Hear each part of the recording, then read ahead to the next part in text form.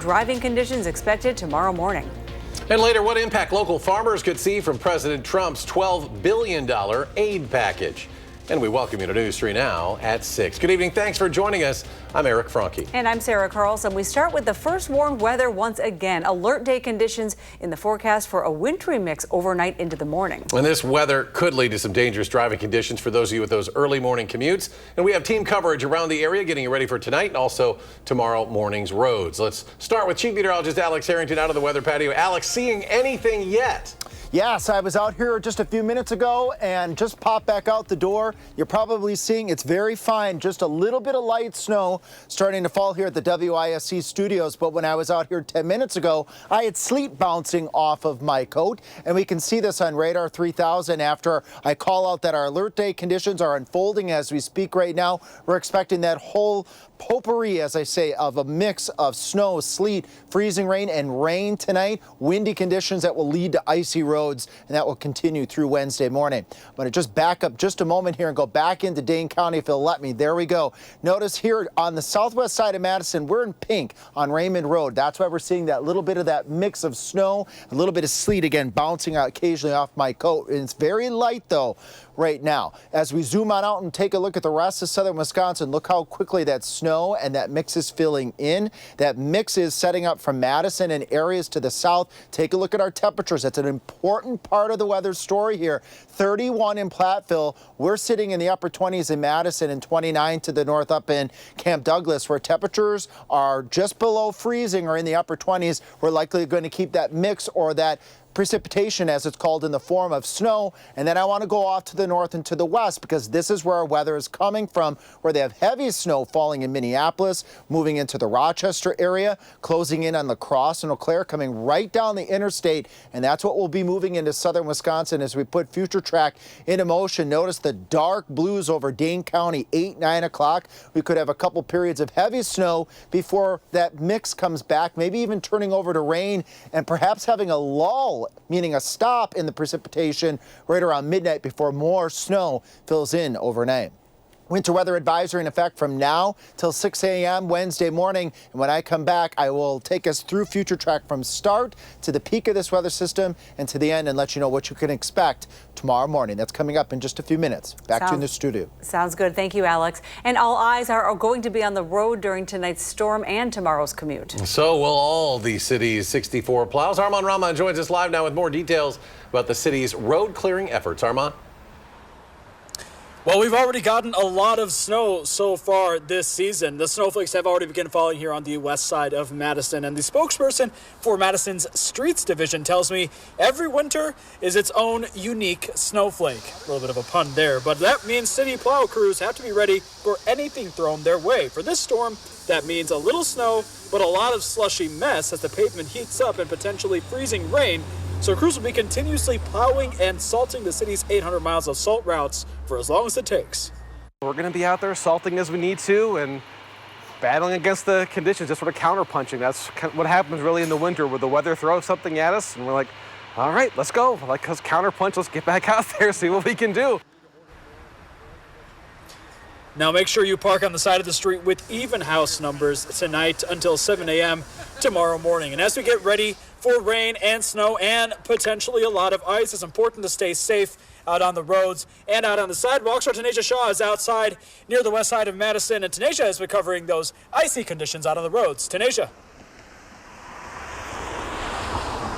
Hey Armand, yes, right now as I speak, I can see a little bit of what looks like snow or freezing rain coming down here on Madison's west side near Raymond Road. And if you take a look at Raymond Road right now, that little bit of precipitation is really not impacting the travels right now. But that wintry mix with the rain and the snow is going to impact your evening commute later. Earlier today, I talked to Action Jackson. He is the owner of Jackson's Yard Care. He's looking forward to plowing these roads later today and in the morning. He told me that these back-to-back winter storms are keeping snow plowers very busy, but he has a message for everyone at home. If you have to go out tonight, he wants you to take your time on the roads. Just be very cautious, all right? Brake way before you get to like the stop signs, cars, anything like that, and just be aware of your surroundings and be careful of that black ice and just take it slow.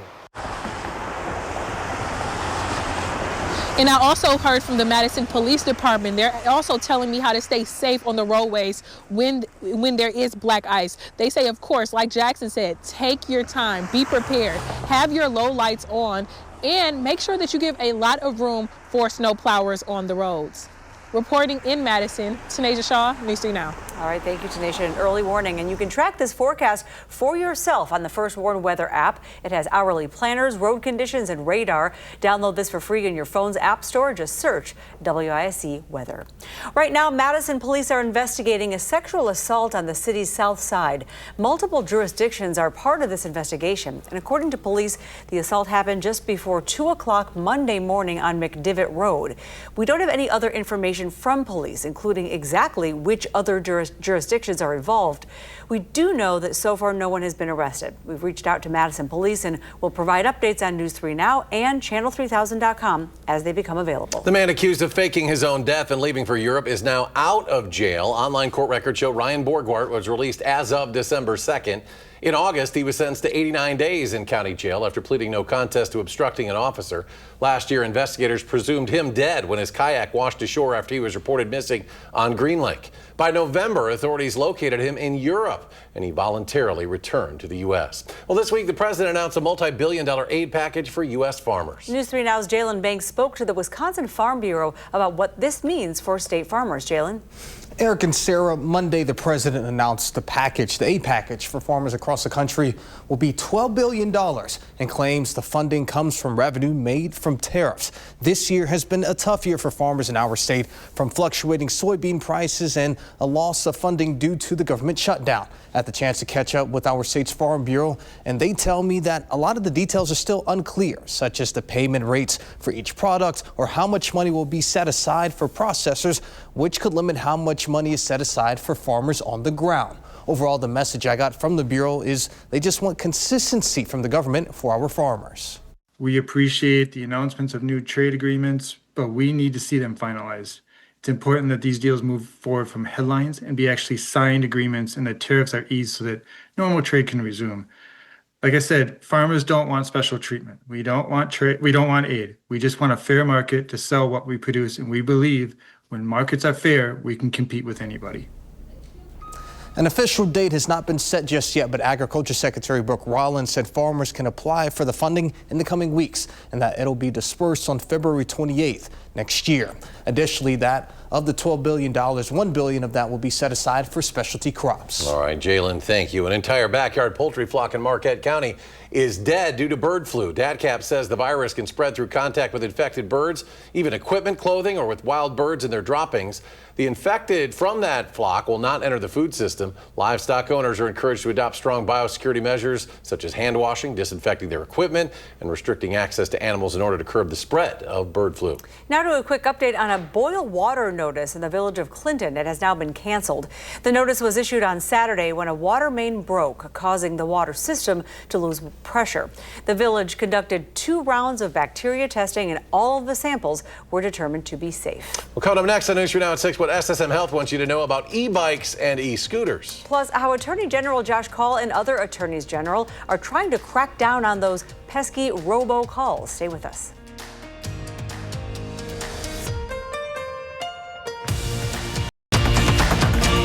Welcome back. Wisconsin is part of a nationwide task force trying to drive down the frequency of those robocalls. Wisconsin Attorney General Josh Kaul and other attorneys general sent warning letters to 4 telecom companies directing them to stop transmitting suspected illegal robocalls. Together, the companies, which are the largest voice providers in the country, have helped transmit hundreds of millions of imposter robocalls over the course of just a few years. These calls come from all over. A lot of scams come from overseas. It's part of why enforcement can be really challenging with these and why prevention is so important and why working systematically is so important.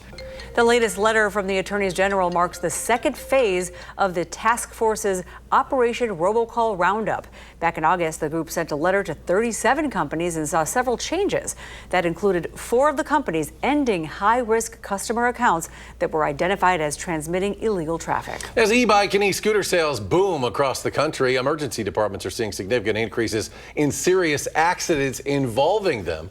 SSM Health St. Mary's in Madison says it has seen a 750% increase in accidents involving those e-bikes and e-scooters this year compared to last. The American College of Pediatricians recommends anyone under 16 should have a helmet on at all times. But according to Dr. Douglas Soltis, most people are wearing the wrong type of helmet. It's not just your average standard bike helmet. We're talking more on the line of a motorcycle grade helmet where you have the full head enclosure as well as jaw and chin. So most of the time when you see people wearing a bike helmet, they're not actually as protected as they should be. Now, to learn more about the laws and safety regulations on e-bikes and e-scooters, head to the Wisconsin Department of Transportation website. Well, check this out. A scary situation on I-794 Monday. A Milwaukee County Sheriff's deputy body camera video shows the moment that emergency crews pulled a woman out of the back window of her vehicle as one side, as you can see there, hung over a guardrail. They broke the SUV's back window. The driver crawled to safety. She says she was on her way to work when she was hit by a red sedan. That driver told deputies he was trying to avoid rear-ending a different vehicle when he swerved and hit her.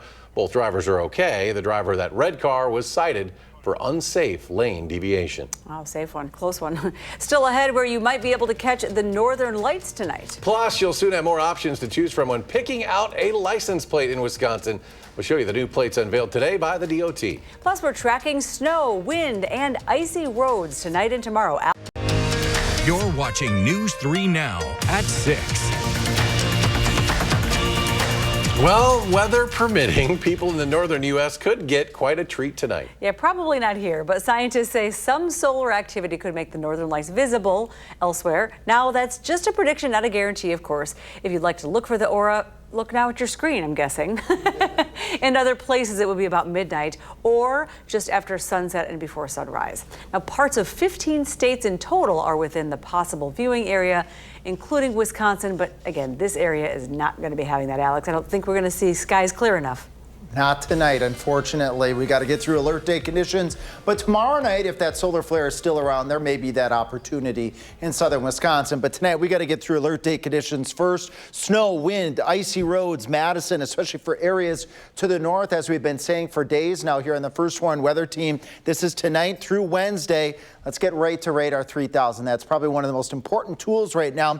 If you're tuning in and you're going to be heading out on the Beltline, it doesn't matter if you're in Middleton, 12 going south or 12 going east. Intersection of 51, we got light snow falling across the interstate right now in southern Wisconsin. Zooming on out here, this is where we are having the mixed bag of precipitation, so to speak. South and west of Platteville towards Dubuque, far southern Lafayette County over towards Monroe. And we're keeping a very close eye on this pink area. It's a very small, thin zone of this transition, and that transition is key to who's going to see snow, where it's coming down heavy right now, stretching from Minneapolis to Rochester to La Crosse, heading southeast towards the Madison area, to areas that are seeing that mixed precipitation and rain. Let's track it together here. Future Track trying to get that very thin rain-snow line difference as far north as Madison by 7, 8 o'clock. I think it's going to struggle a little bit to get this far north into Madison, maybe by 9 o'clock, but better chances as we head towards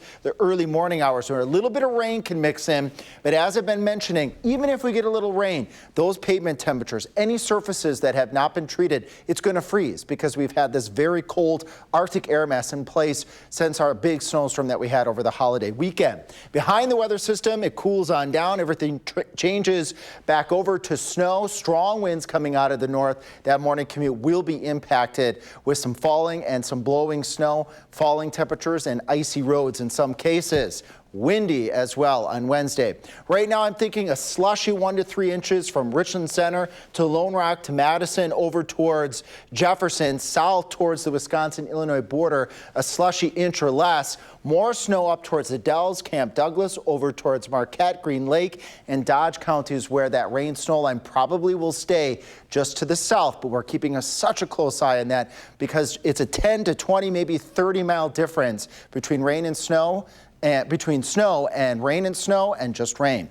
Windy conditions sticking around into Wednesday. It's going to be a blustery and cold day. And where we're at right now in our timeline with our weather system is right here in the middle of greatest impacts. The rates of rain and snow and freezing rain and sleet, they're going to increase now over the next couple hours, transitioning over to some rain and back to snow by the time we get to 6 o'clock in the morning.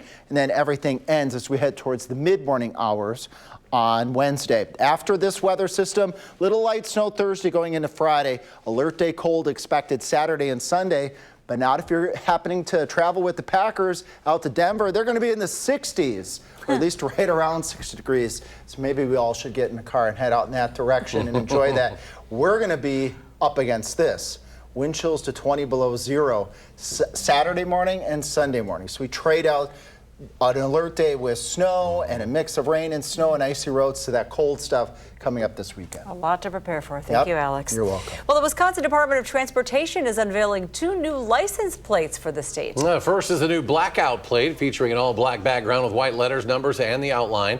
And then there's the retro yellow plates, a call back to the 1970s, featuring familiar black letters on a sharp yellow background.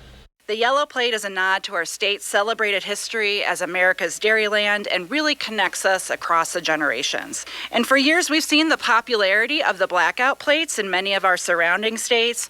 Offers a sleek and stylish design that vehicle owners have been asking for. And so these new plates are going to be great as well. Now, both plates come with a one-time $15 issuance fee and a $25 annual registration fee. The income generated from the registration of those plates will help finance infrastructure improvement projects statewide. Well, Oscar Mayer is looking for its next class of hot doggers. Those are the drivers of the iconic 27-foot-long Wienermobile.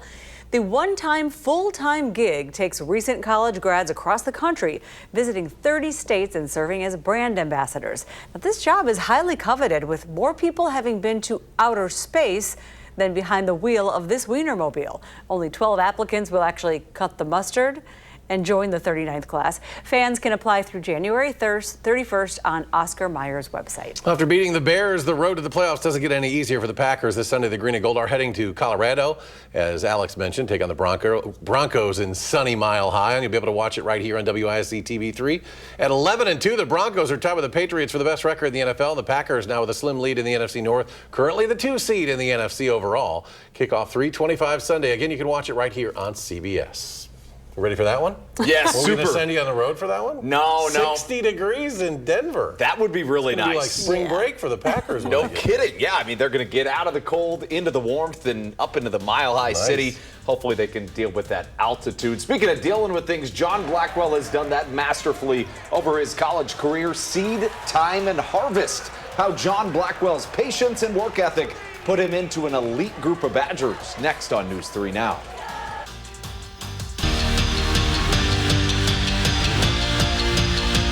First off, such an honor, right? Just to play for a wonderful university, play for a wonderful athletic program.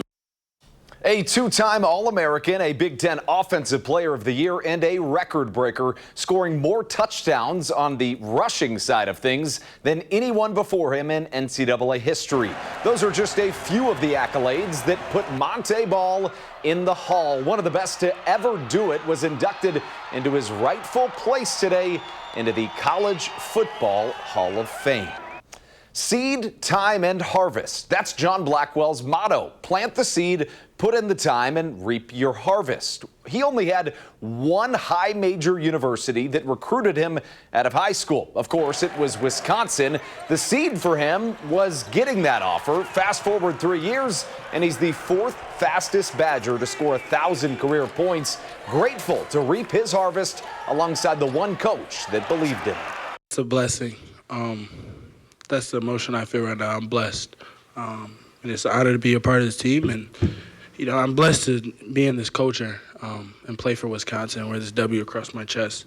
I didn't want to shed a tear when Coach hugged me and he gave me the ball for 1,000 points, but it was a very emotional moment for me, but I knew I had a game to play.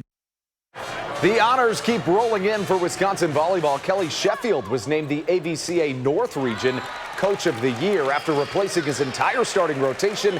He led the Badgers to a 24-4 record. Meanwhile, Mimi Collier was named the Region's Player of the Year. One of my favorite sporting events in the entire calendar just added a Milwaukee Brewer. Bryce Terang committed to play for Team USA in the 2026 World Baseball Classic. Sticking with baseball, the Mallards released their 2026 schedule today. Their home opener is on May 25th. They'll play 36 home games, closing their slate out in early August. Meanwhile, the Madison Nightmares will look to repeat as Northwoods League softball champions.